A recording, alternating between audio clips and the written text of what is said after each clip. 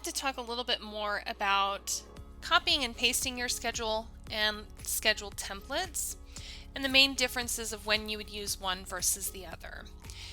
When you're building your schedule for the first time, it's always best practice to take an existing schedule that you have and build it into Jolt. So whether it's this current week's schedule or maybe it's a past schedule, that way you're at least creating that template to begin with. And then from there, when you get ready to build the next week's schedule, your two options are, well, three technically. You could build it all from scratch again, which I don't recommend. You could then copy and paste the schedule, or you can create a template and apply that template.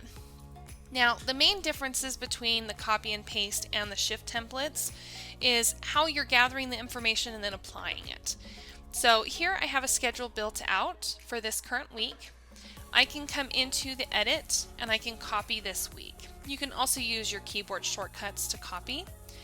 Once you've copied this, you can move into the future. And this doesn't necessarily have to be next week, it could be a couple weeks in the future.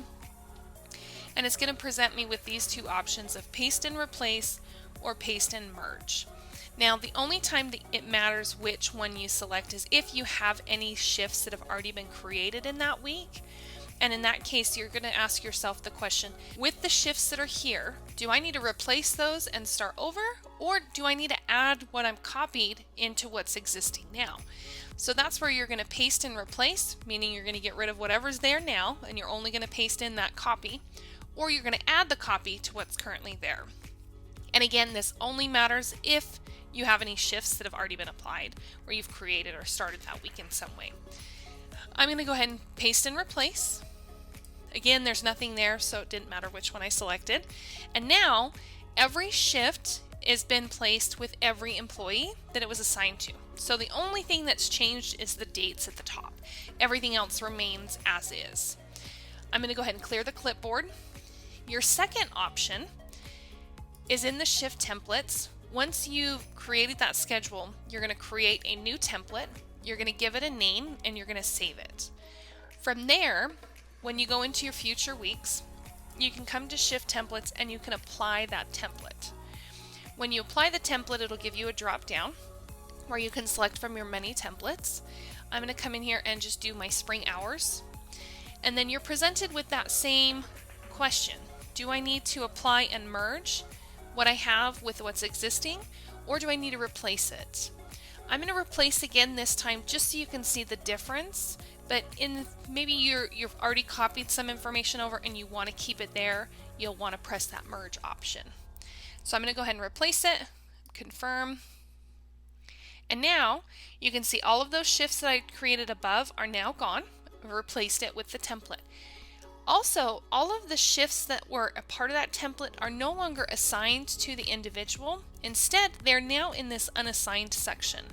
So now when I'm applying my schedule, it becomes a click and drag process where I'm going to select who's picking up which shifts for which day.